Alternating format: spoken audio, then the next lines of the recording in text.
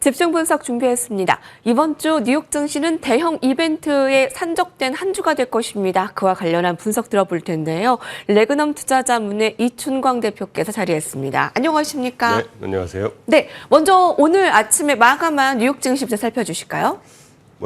지난주는 그 영업일 연속으로 계속 상승을 하면서 사상 최고치를 경신했는데 어제는 살짝 좀 쉬어가는 포인트였던 것 같아요. 이미 소비, 에너지, 테크 요 세 개 업종 빼고 나머지는 적게는 0.5%, 크게는 2, 3% 정도씩 살짝 하락을 했는데 대세가 바뀌었다거나 이런 분위기는 아닌 것 같고 내일 모레 우리나라 시간으로 모레죠. 그 QRA라고 해서 분기별 그 채권 발행 계획이 발표가 됩니다. 이제 그런 것들 또는 주 후반에 이제 PCE 물가 이런 거 반영되잖아요. 그거에 대한 약간 관망세가 아니었나 하는 생각이 들어요. 그리고 특히 이제 제가 주목했던 거는 이 달러가 전 세계 대부분의 통화에 대비해서 강세로 돌았단 말이죠. 네. 우리가 연초에 관세 때문에 이제 셀 아메리카다 이런 얘기 많았지 않습니까? 이제 그런 거에 대한 분위기가 좀 바뀌어가는. 그래서 간단히 요약드리면 이제 미국 자산에 대한 상승의 어떤 기반이 서서히 다시 좀 회복하고 있는 게 아닌가 하는 생각이 듭니다. 간밤에 좀 관망세가 짙었는데 대형 이벤트들 FOMC나 PCE 물가 지표를 앞두고 관망세였다. 대세가 바뀐 것은 아니다라고. 분위기가 바뀐 건 아닌 것 분위기가 바뀐 것은 아니고 지난주까지 워낙에 신고가를 경신했던 뉴욕 증시이기 때문에 잠깐 쉬어서 다시 상승 쪽으로 그럼 하반기에 생각을 하면 될까요? 네, 연말까지 기본적으로 우상향의 전제를 계속 갖고 가고 있습니다. 우상향의 전제 하에 위험 요소들도 계속 체크가 되고 있는데 전문가 하반기에 정부 예산 삭감 파급 올 것 이 분석도 있는데 어떻게 좀 하반기에 영향을 분석할 수 있을까요? 제가 생각하는 하반기에 유일하게 하나 남은 잠재 악재는 이제 관세 영향에 따른 물가 상승 정도가 되지 않을까 싶어요.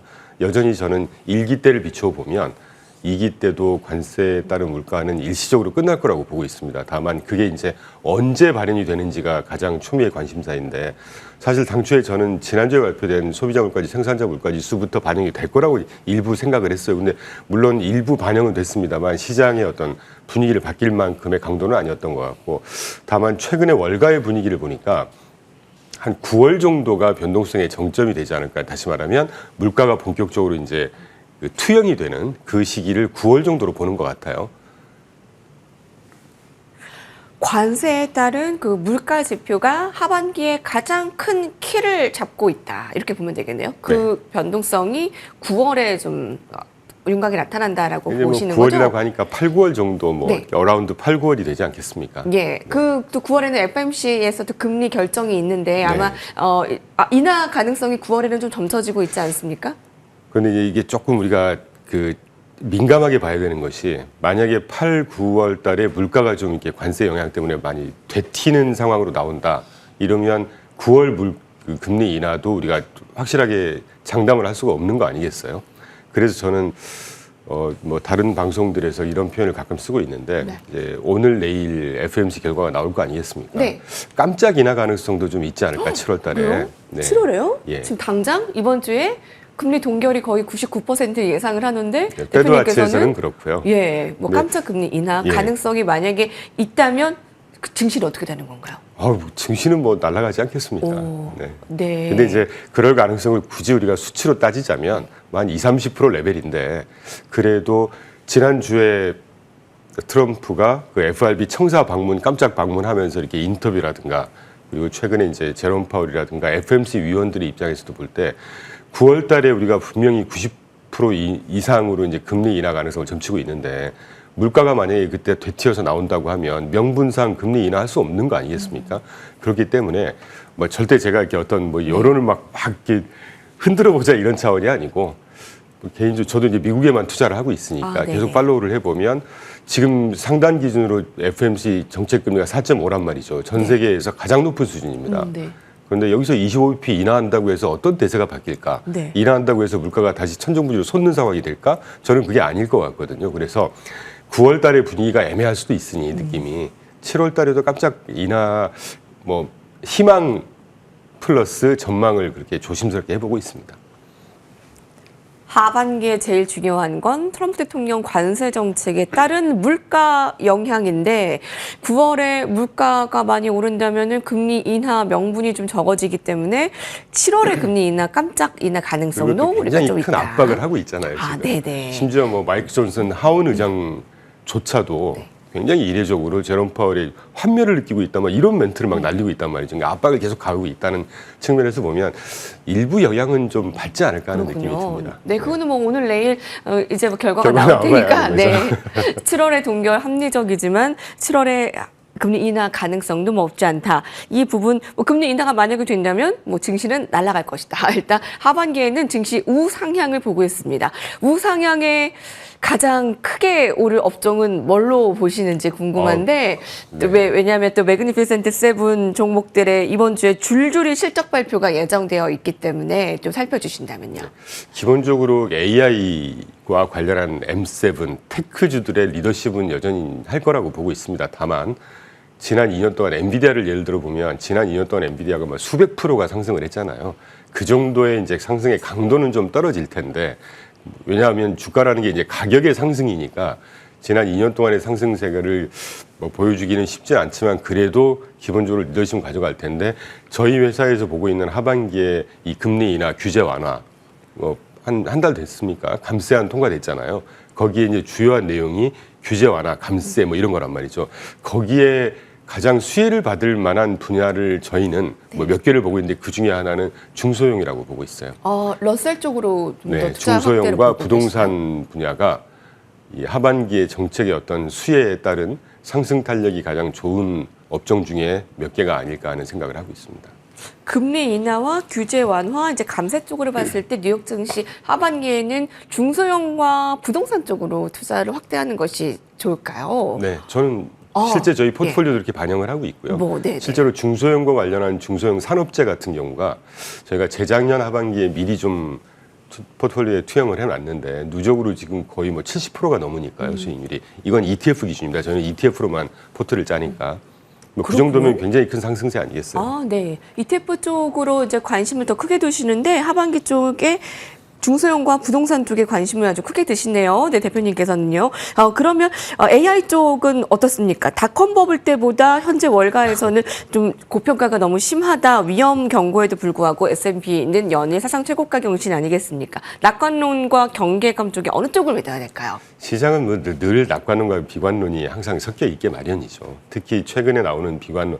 제가 미국만 투자를 하다 보니까 웬만한 코멘트라든가 보고서를 항상 업데이트를 하는데 최근에 이 낙관론과 비관론의 비중을 느낌으로 보면 낙관론이 그래도 아직은 한 60-70%는 되는 것 같아요. 근데 그 비관론 중에 주요한 그 어떤 기본 그러니까 바탕이라는 것이 그 최근에 지난주 후반 보고서를 기준으로 보면 미국의 주요 기관 투자가들이 지금 그 주식을 풀로 채웠을 때 이 분위를 100이라고 한다면 지금 현재 44% 정도밖에 채우지 못했다고 합니다. 그러니까 약간 뽀모도 있을 것이고 그리고 이제 뭐 어제 모 방송에서 그런 표현을 쓰시던데 최근에 그 수익률의 혜택을 보는 투자자들은 퍼가 뭔지도 모르는 분들이 수익을 다 내고 있다. 네네. 밸류에이션 부담 이런 것 때문에 기관 투자가들 좀 전문가분들이라고 하는 분들이 이거 들어와도 되겠어 이런 느낌이란 말이죠. 그러니까 이제 최근에 비관론의 주요한 그 논점의 이 소스들은 기관 투자가들이 약간 질투에 섞인 어떤 그런 멘트 그리고 전통적으로 뭐 사견입니다만 저는 밸류에이션 지표 그렇게 뭐 고평가돼 있다 이런 거 별로 그렇게 중요하게 생각을 안 합니다. 왜냐하면 특히 그 PER 지표라고 하는 것은 양쪽 이렇게 보냐 저렇게 보냐에 따라서 완전히 갈릴 수 있는 것이죠. 비싸졌다라고 해석할 수도 있지만 그만큼 성장성을 인정받고 있다고 우리가 해석할 수 있는 것이거든요. 기업 실적 지금 물론 2, 4분기 기업 실적은 굉장히 좀 안 좋은 예상 한 4.9% 예상을 했으니까 그런데 최근까지 나오는 거 보면 6.4% 정도 나오고 있거든요. 6.6% 중반 이상 EPS 성장률 계속 시현을 하고 있고 정부 정책 우호적인 정책 지금 이제부터 정책 실현을 할 거고 유동성 상황 이따가도 언급될 수 있을지 모르겠지만 나쁘지 않은 상황이고 그렇다고 볼 때 저는 기본적으로 우상향에 배팅을 하는 게 좀 더 합리적인 투자 전략이 아닐까 하는 생각이 드네요. 네. 네, 미국의 총유동성 추이 함께 보고 계시고요. 자, 미국의 우상향 쪽에서 AI 쪽 뭐 닷컴 버블 때보다 고평가가 심하다라고 하지만 퍼가 모르는 사람들이 더 오히려 지금 수익을 잘 나고 있는 상황을 봤을 때 조금 더 긴장감을 좀 덜하고 시장에 투자를 하면 되겠습니다. 가장 하반기에 주요하게 보는 게 관세로 인한 물가, 그거 살펴보셨고요. 유럽연합과 미국은 무역 협상이 순조롭게 잘 이뤄졌는데 의외로 지금 중국과 한국은 빠르게 진행되지 않고 있습니다. 또 중국과의 무역 협상은 3차 고위급 회담 5시간 만에 이제 종료가 되면서 이제 오늘 다시 재개가 되는데 잘 해결이 되고 또 한국까지 좀 더 잘 진행이 되었으면 좋겠는데 어떻게 예상하세요? 그걸 어떻게 하겠습니까? 그런데 네. 우리가 이제 이 관세가 전 저점이 4월 8일 날이 완전히 전 저점이었잖아요. 완전히 딥을 기록하고 지금 V자 반등을 하고 있는데 그렇게 시장의 변동성을 촉발했던 문제 자체가 이제 관세라고 볼 때 관세에 따른 어떤 불확실성 이게 뭐 물가에 또는 경기에 얼마나 큰 악영향을 미칠까 이런 것들이 막 믹스가 되면서 시장을 굉장히 급한 하락을 연출을 했다면 지금 지난 주말에 이제 유럽하고도 극적 타결, 중국하고도 사실 중국과의 지금 합의 내용이 또 어떤 막 구체적으로 아주 드라마틱한 그런 결과는 안 나올 겁니다. 왜냐하면 전 세계 넘버 1, 2잖아요. 그리고 이제 패권 전쟁의 당사자들이기 때문에 이 정도 우리가 이 8월 12일 날 2차 유예했던 거를 한 번 더 유예하자는 거 정도 지금 모 방송에서는 그렇게 이제 평가를 하고 있는데 저도 그 정도 레벨의 합의가 나오지 않을까 싶어요. 에도 불구하고 이 중국과 미국이 어떤 식으로든 대화의 창구를 열어놓고 있고 계속해서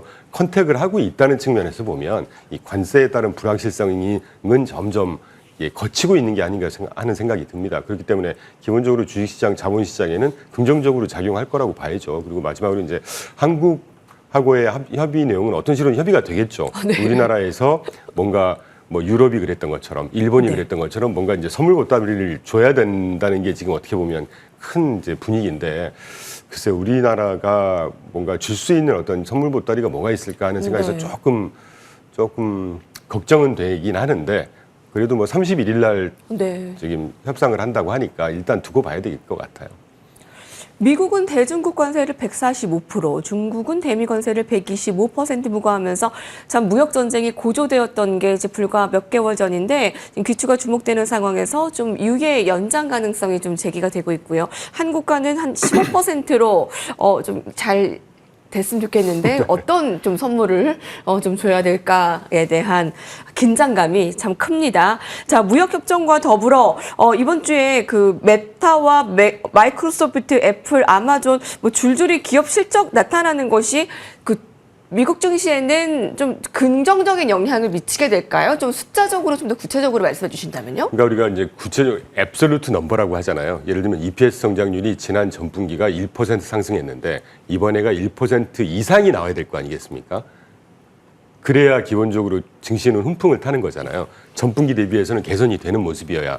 그런데 미국 시장은 좀 독특하고 재밌는 게 시장의 이 예상하는 그 예상치들을 보통 발표를 하죠. 그러니까 전분기가 예를 들면 1%였는데 이번 분기는 좀 안 좋을 것 같아서 0.5%일 것 같아. 근데 이제 그 0.5%가 기준이 되는 거예요. 지금 현재까지 한 30% 정도의 S&P 500 기업들이 기업 실적을 지난주 금요일까지 발표를 했습니다. 그 기업들이 지금 주가가 뭐 좋은 친구들도 있었고 안 좋은 친구들도 있었는데 좋은 친구들의 면면을 살펴보면 시장에서 예상하는 거를 초과했어요. 그때 우리가 서프라이즈라고 부르거든요. 전분기보다 좋아지는 걸 서프라이즈로 부르는 게 아니라 시장에서 예상하는 것보다 좋아지는 걸 서프라이즈로 부른다는 측면에서 제가 지금 띄워놓은 그래프가 지금 보시는 뭐 GM, RTX, 텍사스 인스트루먼트, 테슬라, IBM 이런 친구들이 주당 순이익이라든가 매출은 굉장히 좋았습니다. 그런데 가이던스가 안 좋았어요. 근데 그 가이던스의 공통적인 부정적인 그 공통 분모가 관세 영향 때문에 되게 안 좋을 것 같다. 3분기가. 이제 이런 모습이 조금 있을 수도 있는데 적어도 빅7, M7에 관련해서는 지금 띄워드리는 애플부터 쭉 보시면 제가 빨강색 그 점선 박스로 씌워놓은 게 ROE와 그로스 마진입니다. 기본적으로 이 회사들이 투자 자본 대비해서 얼마나 많은 수익을 내고 있는지 그리고 제품 생산이 만약에 100%였으면 이 제품에 들어가는 비용이 몇 프로고 나머지 남는 게 몇 프로냐라는 걸 보는 게 그로스 마진이거든요.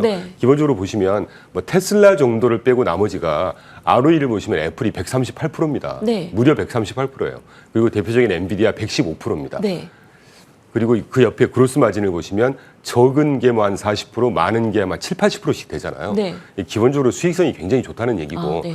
저런 수익성이 누적이 돼 있어서 지난 수년 동안 이 M7의 기업들이 갖고 있는 현금만 어마어마하다는 거잖아요. 네. 웬만한 지방은행보다 더 많은 현금을 갖고 있다고 하니까 뭐 고금리 상황 이런 것들도 에도 불구하고 저런 빅세븐의 주가가 탄력적으로 상승할 수도 있었던 네. 게 막대한 현금 그리고 그렇군요. 막대한 수익성 이런 게 바뀔까요? 저는 바뀌지 않을 것 같아요. 네. 이 정말 극대화된 그 수익성 확인이 되네요. 그렇죠. 테슬라만 조금 좀 뒤처지는 것 같고. 여담이지만 저는 아, 테슬라에 네. 대해서는 조금 부정적인 아, 시각을 그러세요. 좀 갖고 있습니다. 네. 테슬라 뭐 안에서 이번에 실적 발표 나오고 나서도 머스크가 뭐 다음 해까지도 뭐 어려울 수 있다라고 얘기를 하고 주가가 흔들리는데 테슬라는 조금 부정적으로 보시고 자, 그러면 전략 면에서 봤을 때 어떻게 저희가 인식을 하면 될까요? 마지막 전략 한마디 주시죠. 하반기에 기본적으로 주식에 대한 노출도는 가져가셔도 될 것 같고 제가 이런 질문을 받을 때마다 조금 재미없는 말씀이겠지만 기본적으로 주식 안에서도 좀 섞어야 되고 그리고 기본적으로 자산군 자체를 조금씩 항상 분산을 해야 된다는 전략은 늘 가져가야 된다고 생각을 하고 있습니다. 분산. 네. 네. 우리가 이제 주식이라고 하면 M7에만 갖고 갈 거냐 M7뿐만이 아니라 아까 제가 살짝 언급드렸던 죄송합니다. 뭐 중소형이라든가 부동산 이런 것들을 좀 갖고 갈 거냐. 참고로 아까 살짝 나오긴 했는데 연초 이후에 그 지금 S&P 500의 11개 업종별 상승률을 보시면 제가 아까 산업재 말씀드렸잖아요. 네네. 산업재가 제일 높은 수익률을 기록하고 있거든요. 예를 들면 뭐 저희는 이제 ETF로만 투자를 하기 때문에 네네네. 뭐 종목까지는 제가 티커를 말씀드릴 수는 없고 지금 네네. 저희 보시면 연초에 지금 17.5%인가요? 17.5% 정도 상승한 네, 딱 저게 보여요. 지금 산업재입니다. 예. 우리가 보통 산업재 이런 거 신경 잘 안 쓰잖아요. 올해 들어서 산업재 업종 네. 상승률이 제일 높다는 거 보면 이제 빨강색이 YTD 업종별 상승률이거든요. 네.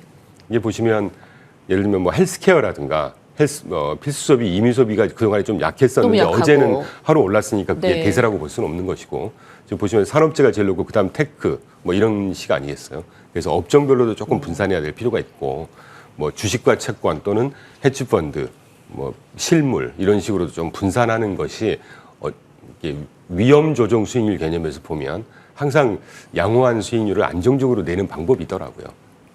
그런 말씀을 좀 드리곤 합니다. 감사합니다. 그 S&P 500과 나스닥이 최고가로 굉장히 많이 올랐다라고 생각했는데 산업재 업종은 더 올랐네요. 네. 자, 그 안에서의 전략들, 주식, 채권, 실물 좀 안정적인 성과 가져가실 수 있도록 도움드렸고요. ETF 쪽으로 한번 또 모시면 너무 좋을 것 같아요. 좀 더 구체적인 전략과 함께 부동산 그리고 아까 뭐죠? 중소형. 중소형 이쪽. 산업재? 네, 산업재 이쪽으로 좀 보시면 되겠습니다. 7월에 금리 인하가 진짜 깜짝되면 또 오셔야 될 것 같아요. 다음 주에. 예. 근데 뭐 이번에 하느냐 다음에 하느냐가 문제가 아니고 지금 인하 쪽의 방향성이니까. 그럼요. 될 수밖에 없죠. 네, 오늘 말씀 너무 잘 들었습니다. 이춘광 레그넘 투자자문 대표께서 함께해 주셨습니다. 감사합니다. 네.